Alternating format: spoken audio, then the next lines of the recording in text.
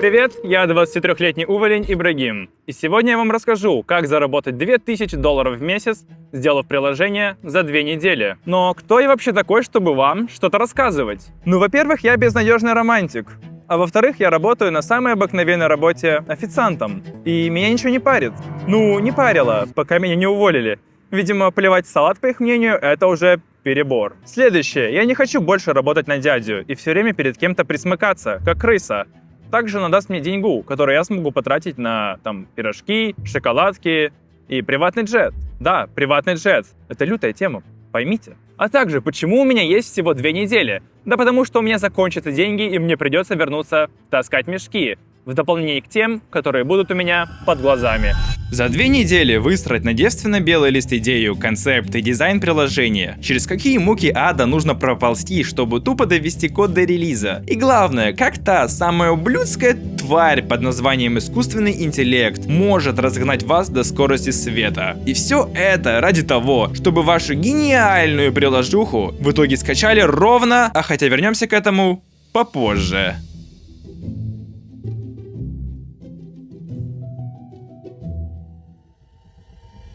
Утро начинается не с кофе, а с поганой разработки. Первая цель — это найти идею, за которой мы будем гнаться с пеной у рта, как бешеная собака. Ну, начнем мы с воровства. Да, я вор, но не подумайте, что я какой-то там маргинал. В мире разработки мы называем воровством глубокий анализ рынка. Как же найти идею? А вот вы возьмите, поставьте себя на место пользователя. Куда бы вы пошли искать первым делом? Ну, лично я пошел бы в эту тварь. Я ее просто терпеть не могу. Но выбора у нас нет, поэтому окунаемся в этот чан с говном. И пошел я в раздел «Здоровье и фитнес». Спросите, почему? Вот потому что...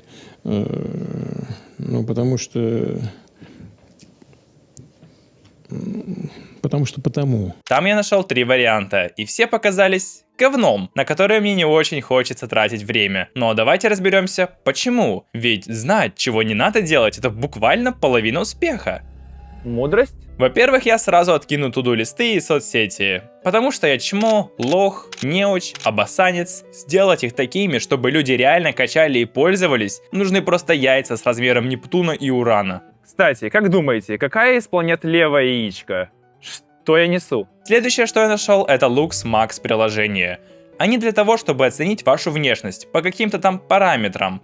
Мне, кстати, выдало, что я похож на чумную крысу. Спасибо, мне было приятно. Но эти приложения на 1 раз, потом их сразу удаляют, так что вычеркиваем. Вот еще один вариант — это трекеры настроения. И я уже собирался их делать, пока не увидел, что App Store просто переполнен ими. И я отказался от этой идеи тоже. Честно скажу, буквально в первый день я уже потерял всякое желание делать, понимая, что от этого первого выбора будет зависеть судьба всего проекта. В голове были мысли, что если приложение будет говном, что если я не выдержу конкуренции, что если я не смогу его разрекламировать, а что если я пойду работать на OnlyFans. Так мои мучения продолжались недолго. Лежа на полу и скролля TikTok, в поисках очередного тренда, я наткнулся на рекламный аккаунт приложения. Мне понравился виджет на их рабочем столе, и я вспомнил сообщение друга, что он не двигается на удаленке и одной ногой уже скуф. И тут... Я придумал 1 штуковину. 2 штуковины. О-ля-ля, о-ля-ля. О, я молодец. У меня куча идей. Эврика. Нужно делать приложение с фитнесом и виджетами. Спасибо, Детригнус. Моя идея заключается в питомце на рабочий стол. Он будет питаться вашими шагами, а если вы не двигаетесь, то маскот умрет. По сути, это тамагочи для геймификации ежедневной рутины. Мне понравились 2 вещи: простота реализации и чистота использования. Теперь у нас есть концепт, но дальше...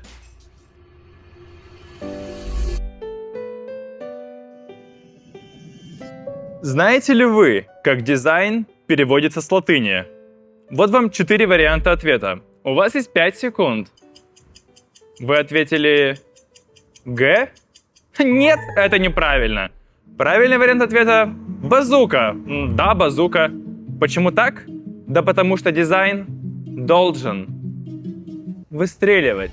Начнем верстать с самой важной части, а именно с анбординга. Это та параша в начале приложения, которую вы все скипаете по-быстрому, но она просто необходима. А тут я извиняюсь перед вами на коленях, но я просрал футажи верстки в фигме. Я открываю видео длиной в 3 часа и вижу, что она просто записывала рабочий стол.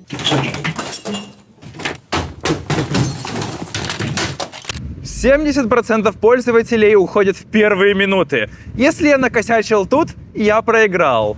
Пока меня не снес этот сильнейший ветер, который я видел в своей жизни. Дело в том, что онбординг должен провести пользователя через приложение за руку, объяснив все быстро и доступно. Люди уйдут, если вы на первых порах начнете просить их залогиниться или задавать вопросы. Я сделал онбординг таким, что сперва приложение рассказывает, что оно может дать, а затем мы задаем вопросы. Теперь накидаем макет главной страницы. Ее я вижу как один экран с парочкой кнопок, открывающих модалки. Это такие панельки, всплывающие снизу. Сделал так, чтобы юзерам не надо было держать в голове много контекста, прыгая по экранам туда-сюда. А еще попросим ИИ сделать главного милашку. Кстати, наполнение в виде картинок я сгенерировал банально через GPT банану. К концу второго дня мы имеем полностью готовый онбординг, а также макет главной страницы. Завтра день номер 3, и будет уже по-настоящему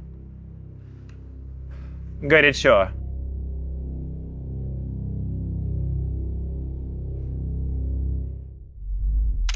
Доброе утро, Вьетнам! Использовать будем Apple'овский Swift для iOS виджетов. Если вы не знаете, на чем делать приложение, то выбирайте то, на чем вы умеете лучше всего. Думаю, вы помните те скрины анбординга, которые я сделал вчера. Берем их и заливаем в эту панельку. А дальше пишем: бла-бла, сделай красиво, брат. Дальше ждем 2 минуты. И держим челюсть, держим полупопия, прижатые друг к другу, потому что нам выдало просто топовый результат с первого раза. Нет. Если бы это было так, то почему я затем 2 часа переделывал за ИИ все косяки и неточности? Но вот я залил ассеты, добавил экранов, подправил кое-какие проблемы и вуаля! Теперь я красава и могу побаловать себя бананом. Ну или нет? Скачайте апку и скажите сами. Потом я расскажу, как можно улучшить анбординг и отслеживать успешность каждого шага с помощью фанал-аналитики. Как сделать домашний экран? Сэкономленное время пускаем на него. Берем референс от ChatGPT и докручиваем до стильного дизайна. Теперь добавим облака, заставим их двигаться, а также пусть фон меняется в зависимости от времени суток. Подключаем отслеживание шагов через Apple Health Kit. Почему же третий день я заглавил как ИИ захват яиц? Но на самом деле все элементарно. Как только вы начинаете пользоваться искусственным интеллектом, вернуться обратно становится очень тяжело. Это вызывает привыкание. Меня просто заживало в эти клешни. Даже учитывая то, что постоянно приходилось фиксить какие-то моменты по дизайну, коду и убеждаться, что все сделано максимально производительно, иначе телефон будет греться как мой зад на 5-й день, но об этом позже. Но в целом и действительно ускорял и делал процесс разработки приятнее. На этом день номер 3 заканчивается, а завтра нас ждет просто огромный прогресс, а меня ждет просто огромный капздец. Сегодня вы сделаете вывод, что я ленивый и жадный ублюдок. Какой у меня план на приложение? Первое, у нас будет 5 настроений у питомца. Прям как принятие. Настроение меняется в зависимости от прогресса. А про смерть питомца и как работает экономика я расскажу чуть позже. Колесо я переделывал через боль. Сидел, смотрел, злился, переделывал снова. В какой-то момент я поймал себя на мысли, а зачем я вообще все это делаю? Но потом смотришь на экран и понемногу все начинает выглядеть живым и вроде отпускает. Так, добавим монетки. Тихо. Мне позвонили с работы и просят вернуться обратно. Они согласились, что плевок на самом деле помог этому сухому салату. Я на секунду реально завис. Это же стабильность, это понятные деньги, без рисков. Но если я сейчас соглашусь, весь этот челлендж можно просто закрывать. Я отказался. Боюсь, что это точка невозврата. Как сделать выбор питомцев? Так же, как онбординг. Я дам это на откуп ИИ и посмотрю, что он сделает. Так, вам вообще интересно смотреть всю эту техническую белиберду? Давайте поступим следующим образом. В этот раз я ее все пропущу и оставлю только максимально поверхностные факты. Но в следующий раз, если вы напишите в комментариях, я ее вам навалю. Как говна. Слон. Возвращаемся обратно. Вводим промпт, и минуту спустя мы имеем готовый экран. Пару вещей нужно пофиксить, но, на удивление, ИИ сделал вполне достойно. Как сделать экран со статистикой? Думаю, вы уже знаете ответ. Минуту спустя получаем результат, который не нужно править. Вроде приложение не развалилось. Также добавим страницу с наградами. Код — это не проблема. Я занимаюсь этим уже 10 лет. Хотя я все еще макака, но в рисовании я даже не макака. Я просто кака. Когда ты видишь перед собой пустой экран, который нужно заполнить десятками питомцев с разными настроениями, эмоциями и состояниями, это морально давит. Сначала я тупо не знал, с какой стороны подойти. Потом начал пробовать, ошибаться, ускоряться, искать короткие пути, и вдруг процесс начинает складываться. Один персонаж, второй, третий, с разным настроением, с разным характером. Впервые приложение перестает быть набором экранов, оно начинает выглядеть как настоящее. И вот тут приходят другие мысли. Я не успеваю по срокам. Я не успею пройти ревью, у меня мало времени. Мне нужно торопиться и делать все максимально быстро. Иначе я просто не успею дойти до этого момента, когда начинаются деньги. Так что завтра мы будем делать монетизацию.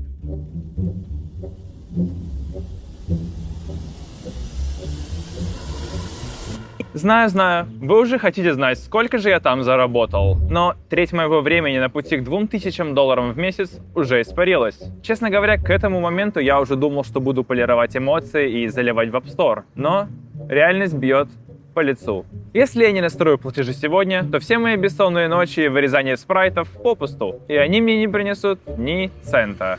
Сегодня делаем самое важное. Прикручиваем покупки. Этот процесс состоит из 3 шагов. Первое. App Store. Создаем расходуемые покупки. Это как гемы в Clash of Clans. То, что можно покупать бесконечно. Второе. Revenue Cat. Это наш мост между Apple и приложением. Создаем проект и офферинг. Это своего рода полка в магазин с товарами. Если я облажаюсь здесь, я не получу ни $1. Все идет подозрительно гладко. Шаг 3. Код. Слезно умоляем величайшего Клоуда сделать нам всю грязную работу. Скрещиваем пальцы, закидываем промпт и... Склоним головы в молитве. Господи, я знаю, что ты занят. Ты же можешь подглядывать, как переодеваются женщины. Но если ты поможешь, я дам половину всей выручки на благотворительность. Он не дурак. Ладно, к черту, поехали. Код сгенерирован, запускаю билд. Погодите, что это за Вместо аккуратного магазина нейронка выкатила мне кривой paywall. Делаем глубокий вдох. Я беру четкий пример, который нашел в гугле, кидаю ее в ИИ и говорю: делай точно так. Жмем Enter и готово. Недурно. Магазин на месте. Быстро подключаем еще сундук с монетами. Надеемся, что это заработает. Но тут мой глаз цепляется за одну деталь. В доках висит какая-то бета-фича, завязанная на валюте. Внутренний голос орет: даже не думай! Но руки уже сами копируют документацию и скармливают ее нейронки. Риск огромный. Если эта бета окажется кривой, то моя монетизация сломается. А это чревато негативными отзывами. И знаете что? Это джекпот. Я разобрался. Суть в том, что мы не хардкодим стоимость внутри приложения, а можем гибко жонглировать ценами прямо из админки Revenue Cat. Но главное даже не это. Мы только что избежали проблем с рефандами. Представьте, пользователь купил в приложении монетки, потом ему надоело и он удалил. А затем он скачал заново. И ему не нужно будет покупать заново. Все монетки, которые он купил за реальные деньги, ему вернутся обратно. Это справедливо, это честно, я дико доволен. Касса работает, полки готовы, теперь нам нужен товар. То, ради чего люди будут отдавать свои кровные. Иду дергать GPT и Gemini, чтобы нагенерировать целый зоопарк новых маскотов. Пристегните ремни и зацените, как работает конвейер нейроарта в ускоренной перемотке под разрывной бит.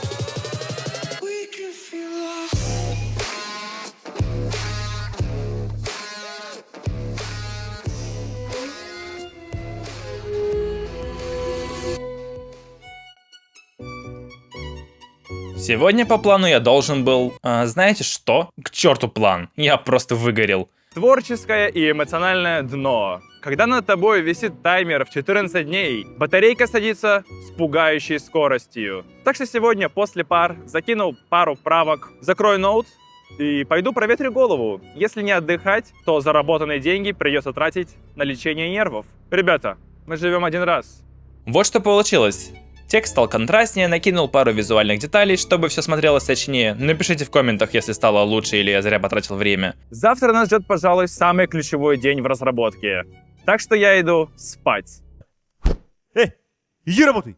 Кого я обманываю? Мой внутренний трудоголик пнул меня с кровати, я подумал, а давай-ка по-быстрому прикрутим перевод приложения на английский, делов-то на 5 минут через ИИ. Ох, как же я ошибался. Показываю магию Xcode, создаю файл локализации, и тут до меня доходит масштаб трагедии. Мне нужно выцепить и подготовить вообще все русские строчки в приложении и перевести их на английский язык.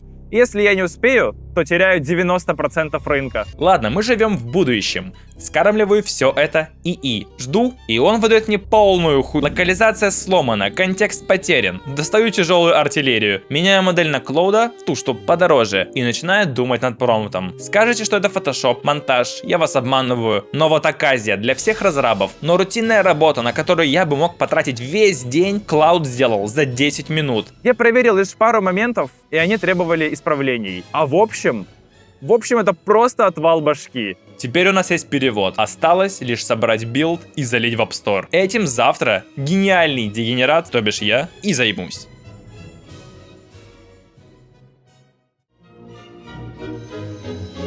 Итак, сегодня у нас 7-й день, и это экватор нашей реалити-разработки. И сегодня вас ожидает неожиданный поворот. Я уже сделал скрины для App Store в таком простеньком, но приятном стиле.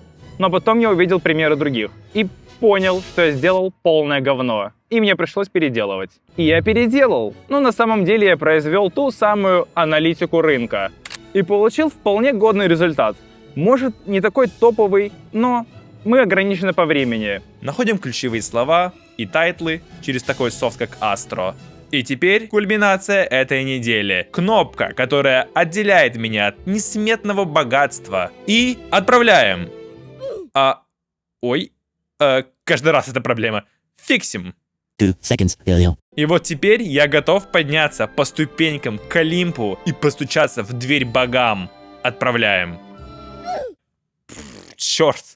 Еще немного пофиксить. Eventually. Ну все, давай уже отправить. Ура! Мы сделали это. Ну как вы? Я сделал. А вы там сидите и кайфуете. Ну я надеюсь, что кайфуете. Или страдаете. В целом уже не важно. Видос уже почти подошел к концу. Но не переключайтесь. Сейчас будет второй твист. Я хочу кое о чем признаться. Когда я только начинал проект, я понимал, что за 2 недели сделать и релизнуть приложение практически невозможно. Даже если вы сделаете приложение за 2 дня, то проверки от App Store и их реджекты могут занять недели. В моей практике ни разу не было такого, чтобы приложение одобрили с первого раза. И знаете, что случилось в этом случае?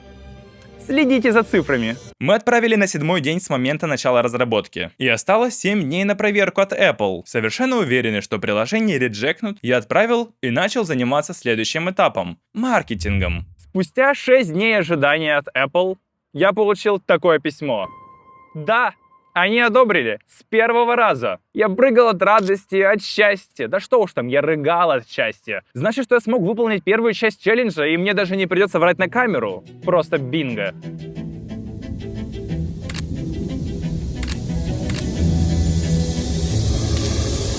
Прошла неделя с момента релиза приложения в App Store. И вы наверняка хотите знать, сколько же там уже людей скачали, или сколько я уже заработал.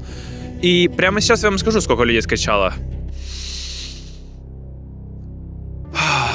Счетчик скачиваний на нуле. Оказалось, что приложение никому не нужно. Без маркетинга, горькая правда мобильной разработки, ваше приложение никто качать не будет. И пользоваться уж тем более. И честно скажу, я уже даже не собирался записывать это видео. Но спустя 3 дня произошло то, что изменило все кардинально. Что именно изменилось? Но вы же понимаете, что мне нужно как-то заставить вас подписаться и поставить лайк под это видео, чтобы вы дождались второй части, в которой я как раз таки расскажу, что изменило все. Так что увидимся совсем...